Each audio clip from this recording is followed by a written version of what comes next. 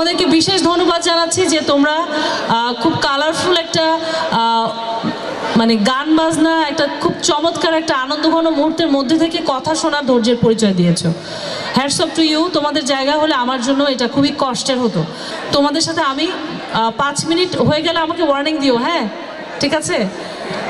তোমাদেরকে অনুরোধ করব, সান্তাহার একটি খুবই ঐতিহ্যবাহী একটি জায়গা। তোমরা জানো যে বাংলাদেশের অনেক জেলাতে যে প্রতিষ্ঠানগুলো নাই সেগুলো সান্তাহারে রয়েছে, অর্থাৎ তোমরা অনেক দিক থেকে এগিয়ে আছো। সান্তাহার সরকারি কলেজ এগিয়ে আছে এই গুরুত্বপূর্ণ জায়গায় এই প্রতিষ্ঠানটি হওয়ার কারণে।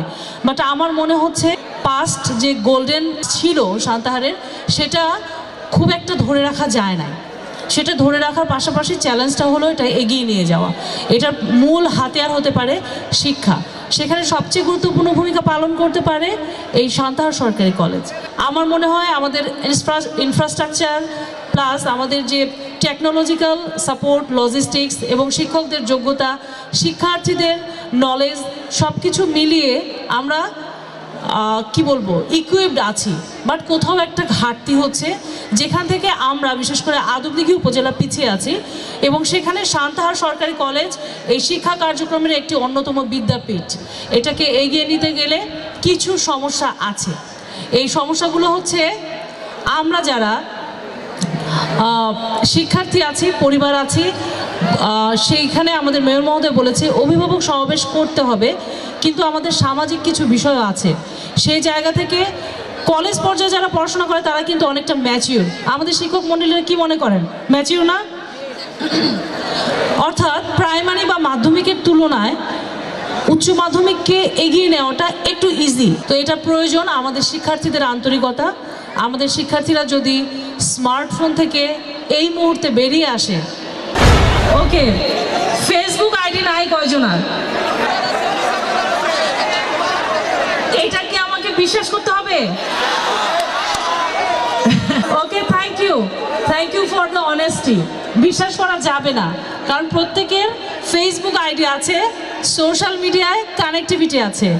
সেটা এই 2 বছর না করলে খুব ক্ষতি হয়ে যাবে।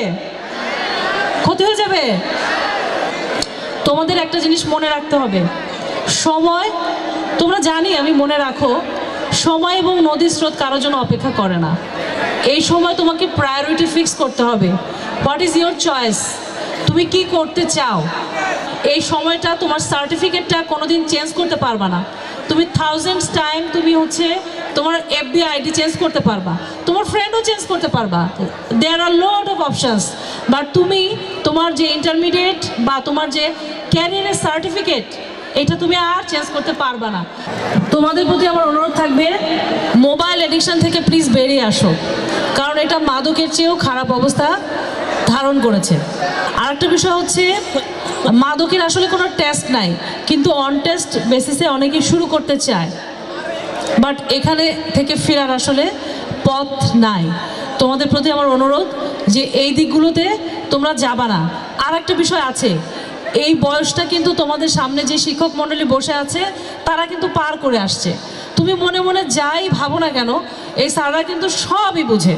তুমি রবীন্দ্রনাথ যা বলে গেছে বা আবেগের কথা যেগুলো বলে গেছে সেগুলো কিন্তু আজকেও বদলায় নাই। বদলাইছে? বদলায় না। ভিন্নজনের প্রকাশ ভিন্ন হয়েছে। সো তোমাদের স্যারদের এই বিষয়টা মাথায় রাখতে হবে যে তোমার আবেগ, অনুভূতি, তোমার ভালো লাগা, মন্দ লাগা, তোমার চাওয়া পাওয়া সকল শিক্ষক মণ্ডলী বোঝে। তোমাদের প্রতি আমার অনুরোধ থাকবে যে তোমাদের কোনো বিষয় থাকলে তোমরা প্লিজ তোমাদের সম্মানিত শিক্ষক মণ্ডলীর সাথে শেয়ার করবা। প্লিজ বিপদগামী হও না।